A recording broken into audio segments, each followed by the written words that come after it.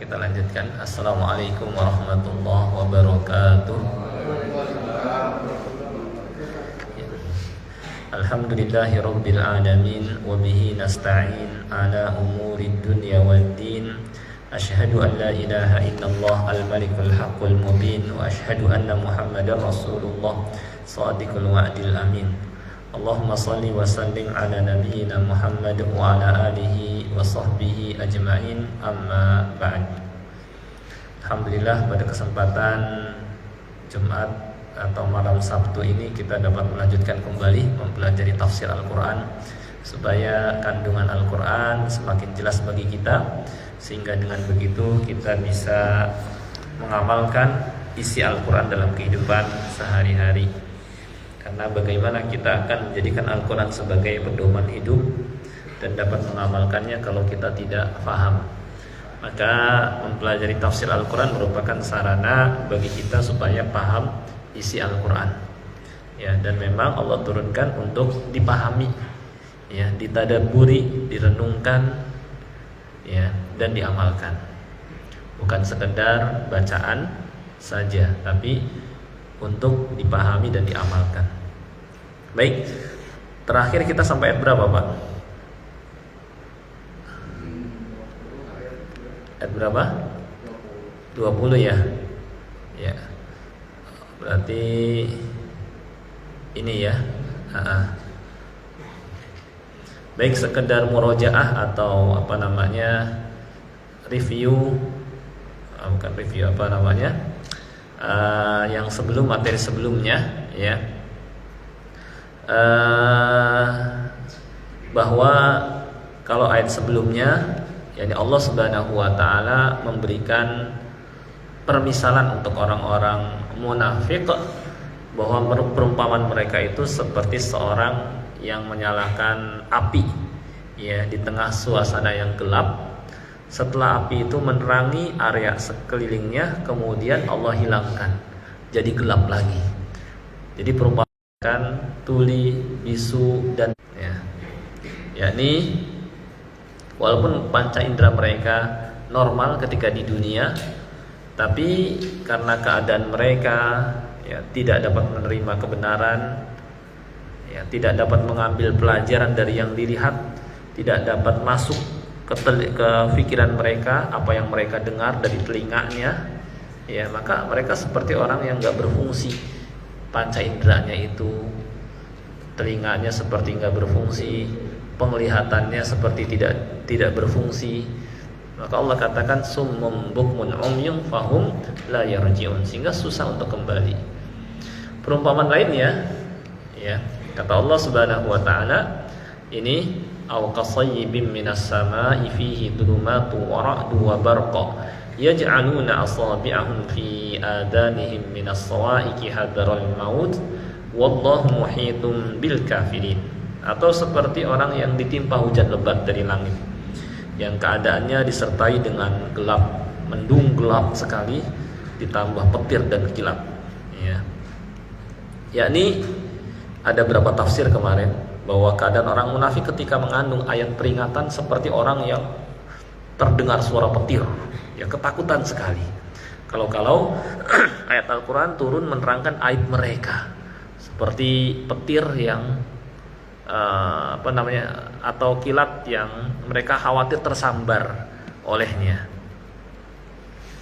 Kemudian Allah memperingatkan wallahu muhitum bil kafirin, bahwa Allah pengetahuannya meliputi orang-orang kafir. Baik, itu sudah kita pelajari. Sekarang kita masuk ke ayat ke-20, ya. Saya bacakan dulu, bisa diikuti. Ya. A'udzu billahi minasyaitonir rajim. Ya, silakan.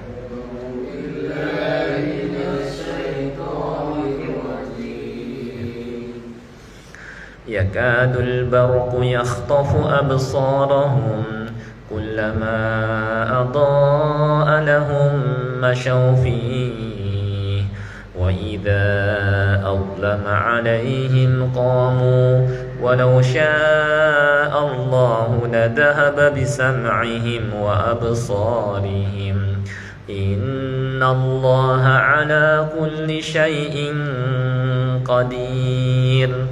Ya.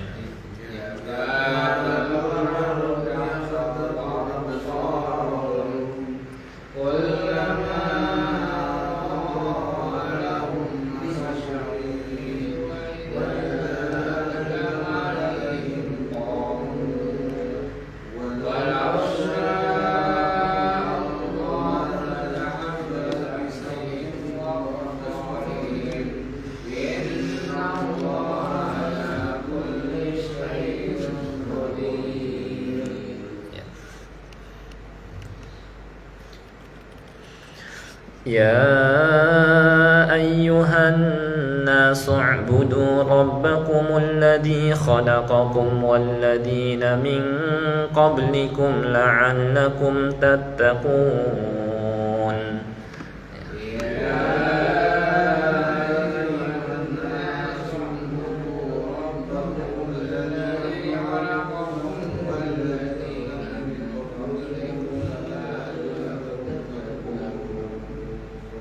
Saya besar lagi ya. Alladzi ja'ala lakumul arda firasyan was samaa'a binaa'a wa anzala minas samaa'i maa'an fa akhraja bihi minats thamarati rizqan lakum fala taj'aluu lillahi andadan wa antum ta'lamun. Alladzi ja'ala lakumul arda firasyan was samaa'a wa anzala minas samaa'i maa'an fa akhraja bihi minas thamarati rizqan lakum.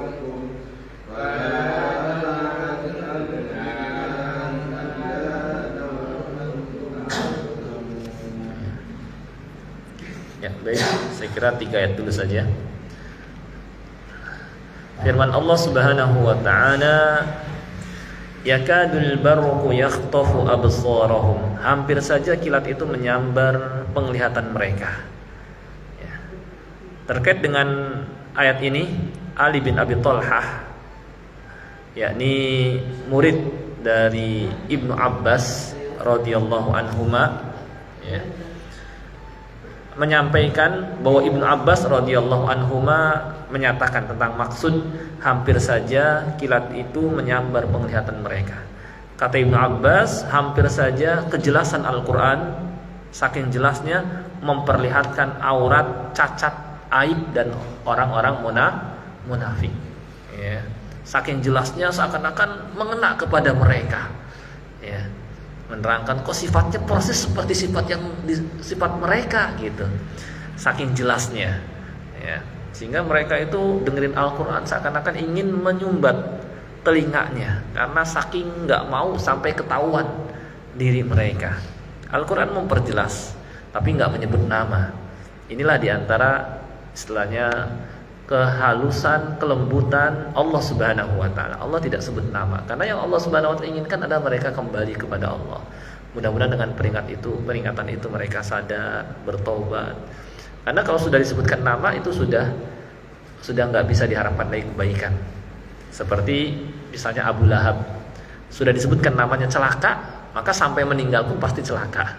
Tapi kalau nggak disebutkan nama, boleh jadi di akhir kemudian dia sadar, bertobat. Makanya kan ulama menerangkan bahwa kita tidak boleh memvonis seseorang termasuk ahli neraka atau ahli surga kecuali yang Allah dan Rasulnya Shallallahu Alaihi Wasallam menyatakan bahwa si fulan termasuk ahli surga atau ahli neraka. Kalau tidak, maka kita tidak boleh memvonis, hanya berharap yang tetap di atas keimanan dan amal soleh, insya Allah dia min ahlil jannah. Dan yang di atas kemaksiatan, kekufuran, kita khawatir maka dia akan min ahli. Syekh pandai menyampaikan, bisa berubah lagi sorenya dia nggak suka sama Islam. Dan orang-orang awam kadang-kadang seperti itu, prinsip akidahnya tidak kuat, terkadang dapat nonton video ini begini, tersentuh, di siang harinya video yang lain lagi jadi benci sama Islam. Maka itu kata Nabi SAW, akhir zaman itu terdapat banyak fitnah seperti potongan malam yang gelap, yang menjadikan seseorang paginya mukmin, sorenya bisa berubah jadi kafir. Maka kita perlu berdoa kepada Allah supaya diistiqomahkan. Di antara doanya, ya muqallibal qulub, tsabbit qalbi ala dinik. Ya Allah yang bolak-balikan hati, teguhkanlah hati ini agar istiqomah di atas agamamu. Itu yang pertama. Yang kedua adalah dengan kita mempelajari ayat-ayat Allah seperti sekarang ini, mempelajari Al-Quran, mempelajari hadis Nabi SAW, karena di dalamnya terdapat motivasi, ya, dorongan agar kita menempuh terus jalan atau di atas agama Allah, ya, kita terus didorong untuk beramal soleh, gitu ya. Nah, ini termasuk sarana istiqomah, kita terus belajar agama, mempelajari ayat-ayatnya, gitu. Kemudian juga bergaul dengan orang-orang soleh yang rajin ke masjid, yang rajin ibadah. Kemudian juga dengan membaca kisah orang-orang terdahulu dan seterusnya, ya. Nah, jadi kata Ibnu Abbas, hampir saja kilat itu menyambar penglihatan mereka, hampir saja saking jelasnya Al-Quran membuka aib cacat mereka. Kullama adha'a lahum masyaw fi, setiap kali kilat itu menyinari, ya, menerangi, masyaw fi, mereka berjalan di bawah sinar itu, ya, mereka terus berjalan. Wa idza adlama alaihim qamu, dan ketika gelap menimpa mereka, maka mereka berhenti. Apa maksudnya? Kita lihat di tafsir. Ibnu Abbas menafsirkan, setiap kali kaum munafik mendapatkan berita tentang kemenangan Islam, ya, maka mereka yakinlah mereka dengan Islam. Jadi melihat dengan lahiriah, ya, tidak mempelajari secara mendalam, hanya melihat kalau menang berarti Islam benar, kalau kalah berarti Islam enggak benar. Hanya melihat lahiriah, padahal kan watilkal ayyamu nudawiluha bainan nas, menang dan kalah Allah pergilirkan antara mukmin dan kafir. Ketika mukmin berpegang dengan agamanya, Allah akan berikan kemenangan. Ketika meninggalkan agamanya bisa kalah. Jadi jangan melihat kepada orang yang terkadang dia mewakili Islam dan terkadang tidak. Lihat ajarannya, gitu ya. Kata Ibnu Abbas, ketika Islam menang, maka mereka percaya dengan Islam. Tapi ketika Islam kalah, maka mereka kembali kafir, ya, itu. Mereka hanya lihat lahiriah saja. Ini sebagaimana firman Allah Ta'ala, wa minan nasi may ya'budullaha ala harf, fa in asabathu khairun itma'anna bih. Di antara manusia ada orang yang menyembah Allah di tepi, di pelosok, di kejauhan. Ketika dapatkan kenikmatan, dia berada di atas agama Allah. Dan ketika dia ditimpa oleh suatu bencana, ya, dia berbalik ke belakang. Khasirat dunya wal akhirah, rugilah orang ini dunia dan akhirat. Wa dzalika huwal khusranul mubin. Dzalika huwal khusranul mubin. Inilah kerugian yang nyata, gitu ya. Jadi tafsir Ibnu Abbas seperti ini. Ketika ada sinar mereka berjalan, ketika gelap mereka berhenti. Ketika Islam menang mereka percaya sama Islam, ketika Islam kaum muslimin kalah mereka, ya, nggak percaya sama Islam, ya, labil, berada di tepian, gitu. Itu menurut Ibnu Abbas. Menurut Al-Baghawi, salah seorang mufassir, nama kitabnya Ma'alimut Tanzil, ya, beliau mengatakan Allah Ta'ala mengumpamakan kekafiran dan kemunafikan, ya, dengan sebuah kaum yang berada di padang Sahara. Di padang Sahara, padang pasir yang luas dengan suasana yang gelap, ya, berarti mendung, dan malam hari yang gelap di malam hari. Kemudian mereka ditimpa hujan, ditimpa hujan, suasana gelap, ya, dan mereka ketika itu tidak dapat melanjutkan perjalanan, bingung, suasana gelap, ya. Mereka juga tutup telinga dengan jarinya karena ada suara petir. Di samping adanya kilat yang hampir saja menyambar penglihatan mereka, serta dapat membuatnya buta karena terangnya. Nah, ini kata Al-Baghawi. Demikianlah Allah memberikan perumpamaan terhadap Al-Quran dan sikap kaum kafir serta kaum munafik terhadapnya. Hujan itu ibarat Al-Quran yang merupakan kehidupan bagi hati, sebagaimana air hujan sebagai kehidupan bagi badan juga. Sedangkan kegelapan itu adalah kekafiran dan kemusyrikan yang disebutkan dalam Al-Quran. Petirnya adalah ancaman dan neraka, sedangkan kilat itu adalah petunjuk, penjelasan, janji, dan surga yang disebutkan dalam Al-Quran. Orang-orang kafir menyumbat telinga mereka saat dibacakan Al-Quran karena khawatir tertarik dengan isi Al-Quran. Ini tafsir lagi menurut Imam Al-Baghawi. Jadi petirnya seperti ancaman, ya, kilatnya petunjuk, penjelasan, dan janji. Orang kafir menyumbat telinga mereka saat dibacakan Al-Quran karena khawatir tertarik kepadanya. Nah, ini menurut beliau, ya.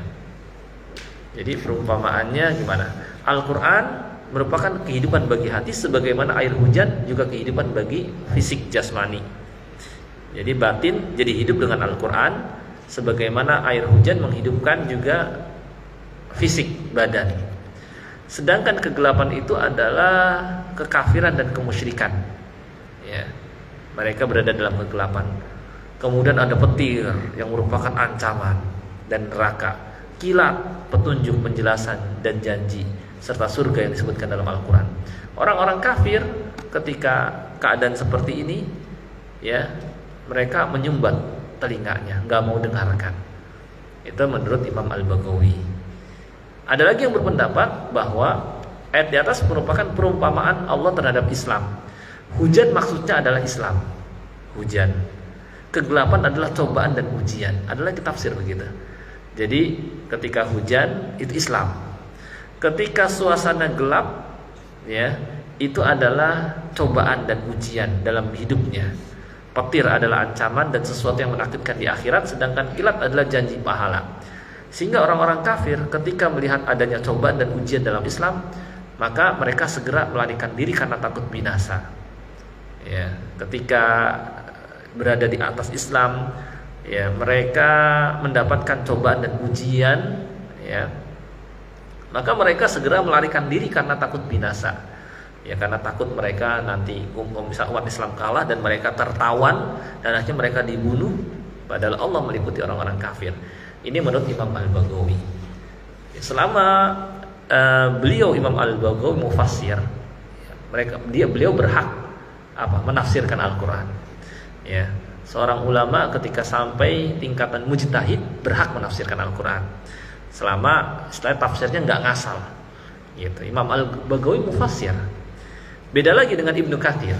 Ibnu Katsir menafsirkan beda lagi. Beliau mengatakan demikian pula keadaan mereka nanti orang-orang munafik pada hari kiamat. Ketika manusia diberikan cahaya sesuai kadar keimanan mereka, ada cahayanya yang memanjang, meninggi sampai 1 farsakh atau kurang lebih 8 km, dan ada yang lebih daripada itu. Di antara mereka ada juga yang sesekali bercahaya, sekali padam cahayanya, ya.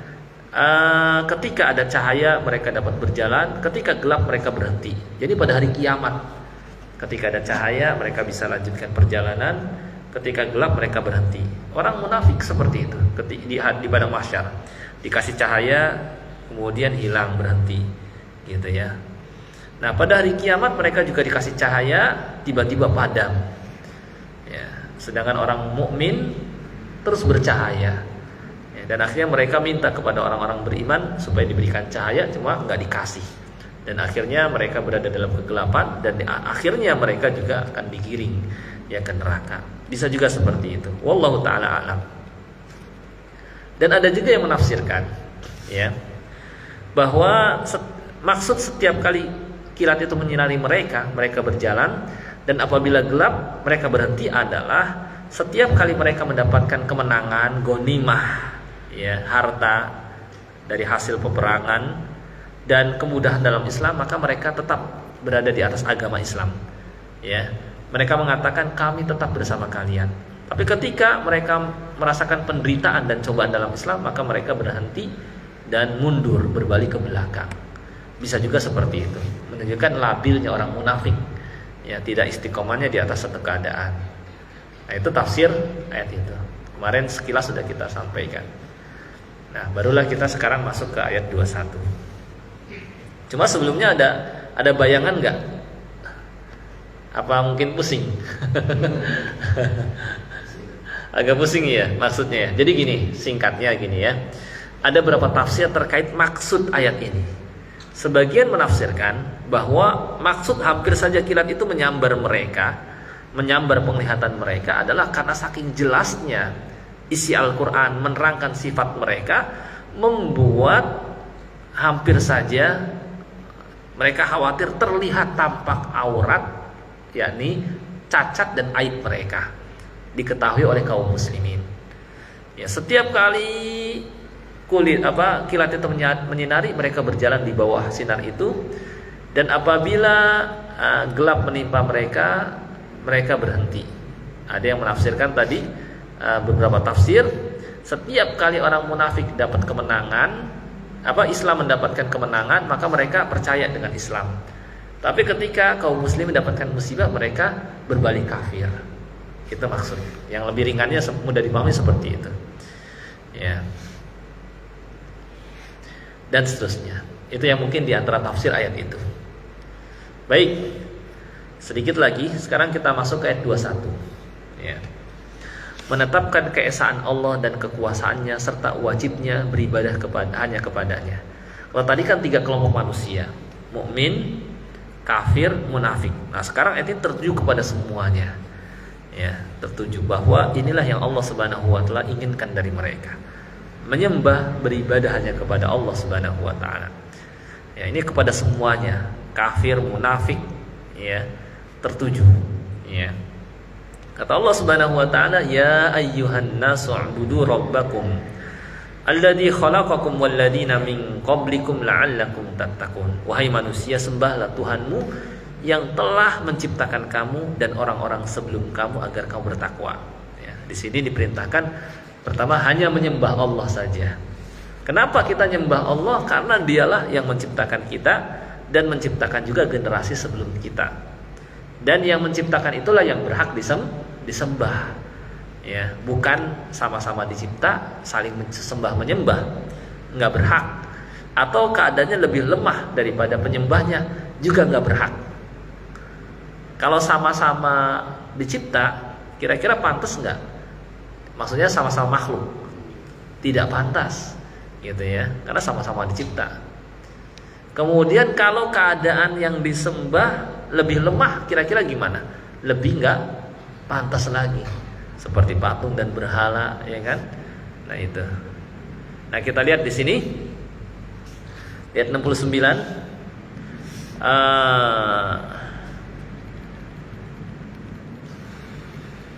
Setelah Allah Subhanahu wa taala menyebutkan sifat orang mukmin yang beruntung, sifat orang kafir yang rugi, dan menyebutkan orang-orang munafik, maka Allah menyeru secara umum kepada semua agar mereka tidak jatuh ke dalam kerugian, sambil mengenalkan kepada mereka sifat-sifat Allah Subhanahu wa taala, sifat-sifat keagungan dan kesempurnaannya, agar mereka mau menyambut seruan ini, agar mereka mau beribadah hanya kepada Allah yang membuat mereka terhindar dari neraka dan masuk ke dalam surganya.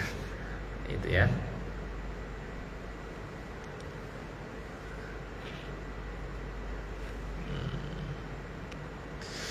Ya, ini Allah tujukan kepada semua kelompok tadi.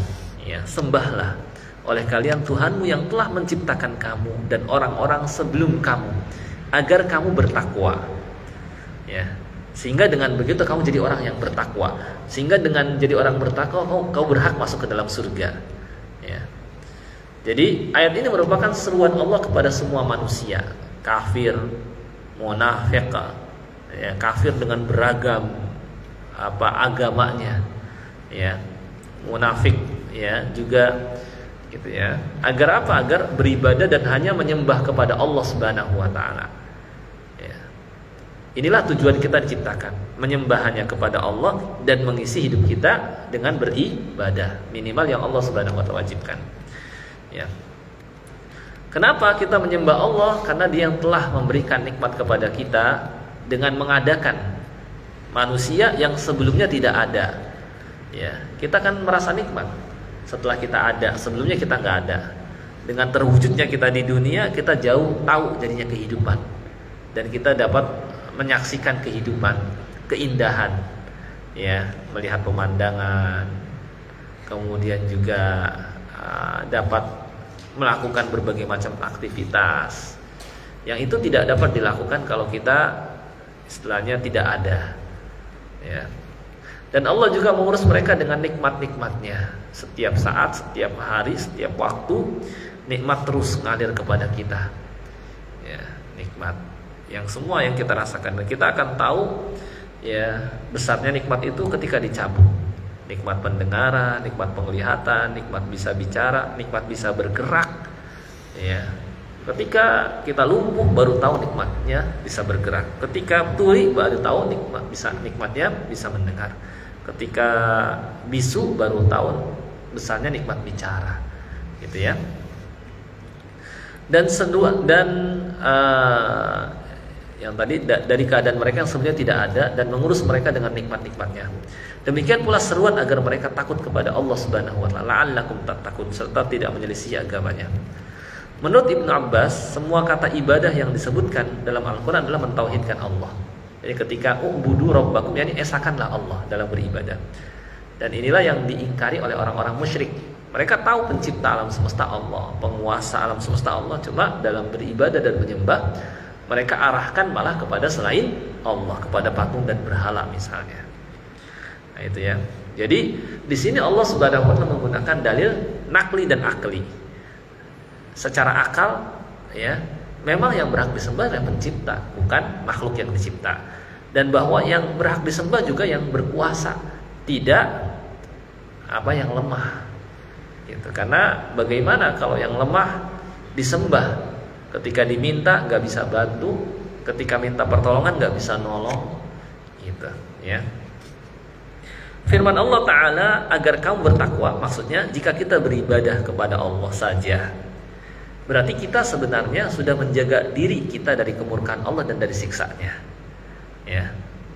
Jadi kalau kita menyembahnya kepada Allah, berarti kita sudah membentengi diri kita agar jangan sampai masuk dalam neraka. Karena kalau menyembah selain Allah diancam oleh Allah Subhanahu wa taala akan masuk neraka. Bisa juga maksudnya adalah bahwa jika kita beribadah kepada Allah, kita akan menjadi orang yang bertakwa. Karena kan beribadah kepada Allah melaksanakan perintahnya. Kedua makna ini benar. Oleh karena itu barang siapa yang beribadah hanya kepada Allah, kepada Allah Ta'ala secara sempurna, maka ia tergolong sebagai orang yang bertakwa. Dan jika tergolong orang-orang yang bertakwa, maka ia akan memperoleh keselamatan dari azab Allah dan kemurkaannya, ya. Nah itu perintah Allah Subhanahu wa taala kepada kita. Dan pada ayat berikutnya baru diterangkan lebih rinci siapa Allah dan contoh nikmat yang Allah Subhanahu wa taala berikan kepada makhluknya, ya, di ayat berikutnya. Baik, saya kira ini cukup. Kalau ayat yang 22 kayaknya, atau satu lagi ayat 22 setelah itu selesai, gimana? Cukup? Tanya jawab aja ya. Ya silakan kalau ada yang mau ditanyakan. Yang penting jelas nggak kira-kira maksudnya, Pak? Atau remeng-remeng, samar? Jelas insya Allah ya. Insya Allah jelas, Pak. Ya sedikit tapi paham. Kemudian kita berusaha untuk mengamalkan, insya Allah. Ya silakan, Pak. Waalaikumsalam warahmatullahi wabarakatuh. Sama-sama. Saya masih agak bingung, mungkin dulu pernah saya bicarakan tentang takdir, ya. Betul. Kemudian setiap tindak tanduk kita manusia ini di dunia ini itu secara pribadi masing-masing itu memang sudah itu dalam pengawasan Allah Subhanahu wa taala. Kita misalkan bisa berbuat seperti ini baik, ya kan, kemudian yang baik tidak, ya, seperti itu kan atas kehendak Allah semua kan, ya? Iya betul. Merupakan hidayah juga yang diberikan sama Allah itu. Misalkan waktu 120 hari ditiupkan roh dalam manusia, kan sudah ditentukan sebenarnya.